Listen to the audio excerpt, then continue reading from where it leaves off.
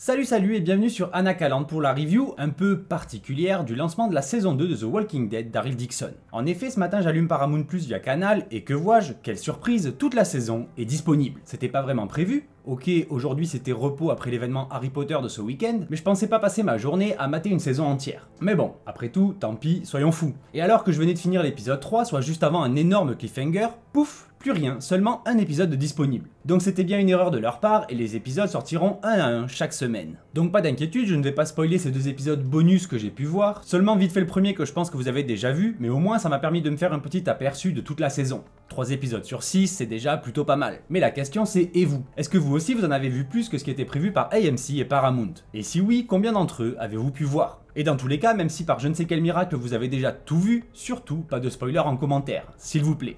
Et du coup, profitez-en pour mettre un commentaire, et comme toujours, un petit like et un abonnement ça ferait très plaisir. C'est gratuit et c'est un énorme soutien. Merci d'avance.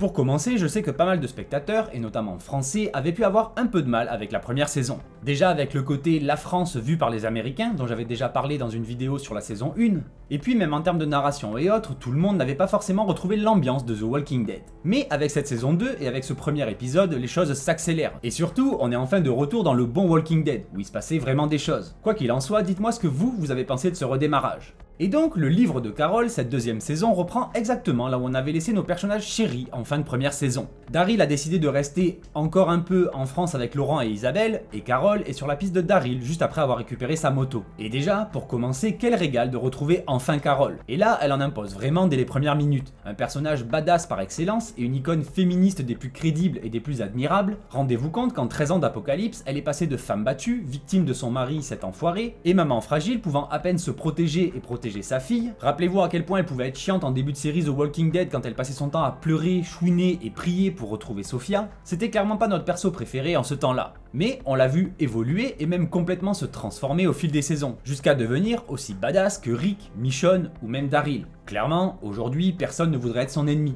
Et le plus fort avec Carol, c'est qu'en plus elle a plus ou moins gardé en mémoire la personne qu'elle était, et qu'elle s'en sert à merveille quand il s'agit de se faire passer pour une petite chose fragile et inoffensive. Et personnellement, c'est un truc que j'adore avec ce personnage. Sinon, côté négatif de ce personnage et de sa personnalité, c'est quand même que contrairement à beaucoup d'autres, notamment Daryl qui est presque trop honnête, trop sincère ou entier, elle est une championne du mensonge. Non seulement elle ment très bien, mais surtout elle ment très vite. Elle trouve toujours quoi dire au bon moment pour manipuler son audience. Et ça, dans le fond, ça en fait une personne pas vraiment digne de confiance. Elle fera évidemment tout pour atteindre ses objectifs, quitte à même mentir, ou pire, trahir ses nouveaux camarades, et sûrement même Daryl à un moment donné. J'envisage déjà évidemment une forme de jalousie entre elle et Isabelle, et tout simplement envers cette nouvelle famille que s'est trouvée Daryl. Comme si celle qu'il avait autrefois à Alexandria ne lui suffisait plus, et qu'elle n'était pas assez bien. Car évidemment aussi qu'il y aura certaines frictions sur l'organisation et les modalités de retour aux States.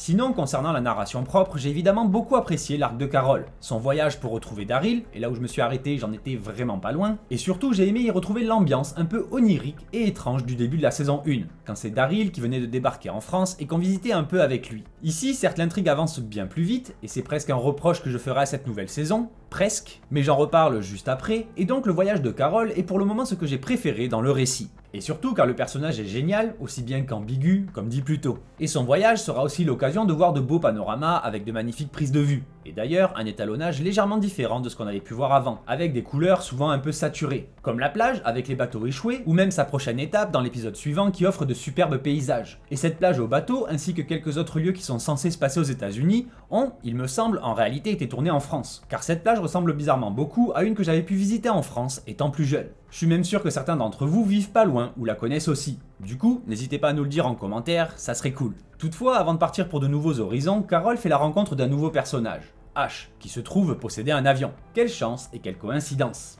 Et c'est justement avec ce personnage qu'on voit vraiment ce côté manipulateur et presque malsain de Carol. Après, oui, certes, elle fait ça pour une bonne cause, en quelque sorte, mais c'est surtout une cause égoïste. Lui n'aurait rien à gagner à l'emmener de l'autre côté de l'océan, si ce n'est peut-être avoir bonne conscience d'avoir aidé quelqu'un et d'avoir quitté son cocon qui l'empêchait d'avancer dans sa vie. Donc il faut quand même chercher un peu loin pour y voir son intérêt, ce qui clairement n'est pas très honnête envers lui. Surtout que là encore, ça va assez vite. En seulement quelques heures, elle réussit à le convaincre et surtout, par ses actions égoïstes, encore une fois, elle va plus ou moins le mettre devant le fait accompli. notamment quand elle fait entrer les rôdeurs. Et ensuite, bien qu'il ait pris la décision de l'aider, sa base se fait submerger à nouveau par des rôdeurs, et ce après que la foudre ait frappé son générateur. Donc pas de temps à perdre et il décolle de suite. On l'embine pas, il faut vite qu'elle arrive en France. Donc même la nature, la météo lui donne un coup de main pour faire avancer l'intrigue rapidement. Et le pire, humainement parlant cette fois, mais que j'ai beaucoup apprécié en termes de narration, c'est le bobard autour de Sophia. Certes, c'est horrible de mentir sur un truc comme ça, même si ça fonctionne vu que lui aussi a vraiment perdu son fils, mais il risque donc de très mal le prendre quand il va le découvrir.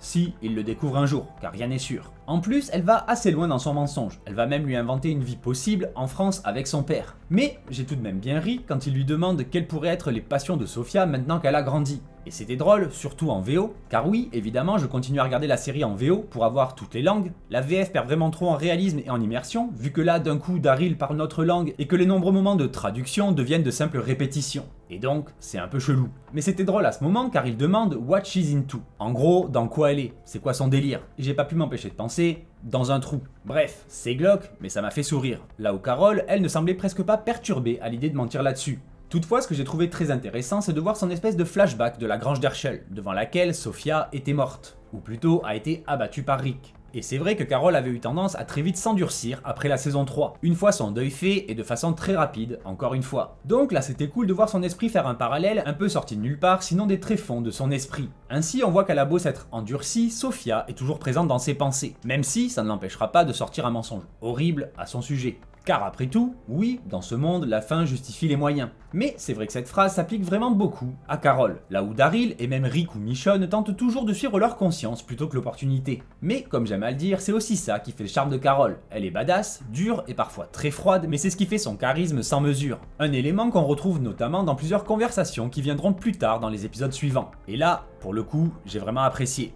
Mais bref, sans trop en dire pour le moment, comme promis, l'arc de Carol est clairement ce qu'il y a de plus soigné, bien écrit et tout simplement intéressant à suivre dans cette nouvelle saison. Tant par son rythme qui bien que rapide reste assez construit, ou en tout cas, je sais pas trop comment dire, mais disons que les choses avancent de son côté, et au moins on voit du pays. Là où pour ce qui est de Daryl, on tourne un peu en rond pour le moment. Par exemple, en 3 épisodes, j'ai presque fait une overdose de plans, certes magnifiques, mais redondants, du Mont Saint-Michel. Car à l'inverse, tout ce qui touche à Daryl, Laurent et tous les autres, c'était vraiment pas le top pour le moment. Surtout concernant le premier épisode. Tout va assez vite, au point où la saison reprend presque comme un épisode 2, pas vraiment le temps de réexposer les nouveaux paradigmes, la nouvelle situation à ce stade de l'histoire, et très vite, genre première ou deuxième scène de l'épisode, Daryl rechange à nouveau d'avis concernant son départ, en annonçant qu'il partira dès qu'on lui aura trouvé un transport, ce qu'on lui avait déjà trouvé à la fin de la première saison.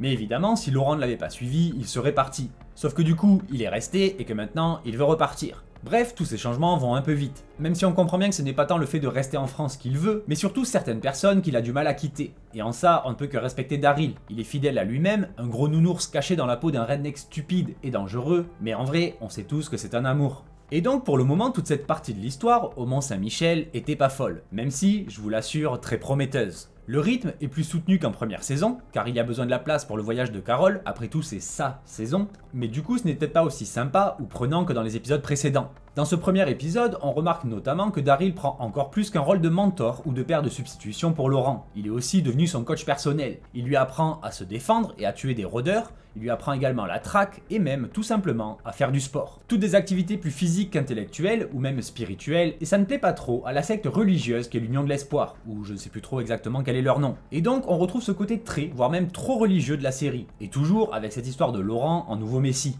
Décidément, comme pour la première saison, les Américains ont vraiment une vision bizarre et même biaisée de notre culture, même si, effectivement, cette saison va aussi tenter de justifier le regain de foi dans notre pays après l'apocalypse. Ça reste toutefois peu vraisemblable, surtout en 2024 où on chie allègrement sur le catholicisme. Perso, je suis pas croyant et même un peu anticlérical sur les bords, mais je trouve ça triste malgré tout. Le respect n'est plus vraiment une valeur universelle de nos jours, ce qui est plutôt ironique. Mais mis à part ça, ce côté très croyant de la série se justifie tout de même. Et c'est même un moteur pour l'intrigue. Des croyants d'un côté et des athées presque républicains de l'autre, qui veulent recréer un semblant d'ordre assez totalitaire et sans croyance absurde comme ils disent. Et en cela, ça en fait un bon enjeu. Surtout que dans cette saison, ça va mal tourner. Vraiment mal tourner pour un des deux groupes. Au minimum. Et ouais, j'avoue, là je me mouille pas vraiment, mais si je donne ne serait-ce qu'un indice, ceux d'entre vous qui seront spoilés vont me détester. Et je les comprendrai totalement. Donc, voilà. Ensuite, on a très vaguement une intrigue de pseudo-complot chez les religieux, notamment contre l'influence de Daryl sur Laurent. Et clairement, ça va finir par péter et bien péter. Ça, pour le coup, je l'ai vu. Et surtout dans cet épisode, il y a une intrigue très rapide sur la capture de leurs potes de Paris qui se sont fait capturer et torturer par Jeunet pour découvrir l'emplacement du nid. à savoir le Mont Saint-Michel. Très rapide car direct, encore une fois on ne traîne pas, Daryl et les autres vont les libérer. Daryl se la joue super badass aussi à ce moment-là, et heureusement car dans les faits il est le seul à vraiment vouloir les libérer. Car au début les autres veulent juste attendre et prier un petit peu, ce qui est vraiment un truc de fanatique. Mais bon, donc Daryl sauve les poteaux rencontrés en première saison, et surtout, chose inattendue, Jeunet était présente pour diriger le convoi. Et là, j'avoue que j'ai eu un peu peur. J'ai vraiment cru qu'ils allaient la faire crever direct dans le premier épisode. Et c'est pas passé loin, Daryl l'avait vraiment à sa merci. Mais heureusement, ou pas pour eux, c'est la suite qui nous le dira, mais heureusement pour nous en termes de récit, tant mieux car buter la grande méchante en début de saison pour la remplacer, ça m'aurait un peu, voire même beaucoup déçu. Mais non, elle s'enfuit. Mais tant mieux qu'elle reste l'antagoniste car quand Carol va se ramener, ça risque d'être très fun. Et bien violent aussi, très certainement. Voilà, je pense avoir fait le tour de ce premier épisode, et je vous avoue que c'était dur de ne pas trop en dire. Il a même fallu que je revoie vite fait le premier épisode pour ne pas mélanger des éléments des épisodes suivants. En tout cas, au global, plutôt satisfait pour le moment par ce début de nouvelle saison. Je peux déjà vous dire que l'épisode 2 était vraiment pas mal dans son genre aussi, hâte de pouvoir vous en parler, et en vrai, même la suite est super cool. Et du coup, vraiment impatient d'en découvrir plus. Mais pour ça, il faudra que j'attende encore 3 semaines. Ça va être un peu dur. Mais bon, sinon, très rapidement, je me demande déjà à quoi pourrait ressembler la saison 3. Est-ce qu'elle sera, elle aussi, le livre de quelqu'un? Et si oui, pourquoi pas celui de Laurent, tant qu'à faire? Ça serait presque logique après tout. Mais ça, comme toujours, c'est la suite qui nous le dira. Sur ce, un grand merci à vous d'avoir regardé cette vidéo jusqu'au bout, si c'est le cas. Merci d'avance pour vos nombreux commentaires, likes et surtout abonnements. Et je vous dis donc à très vite sur Anakaland. Bye!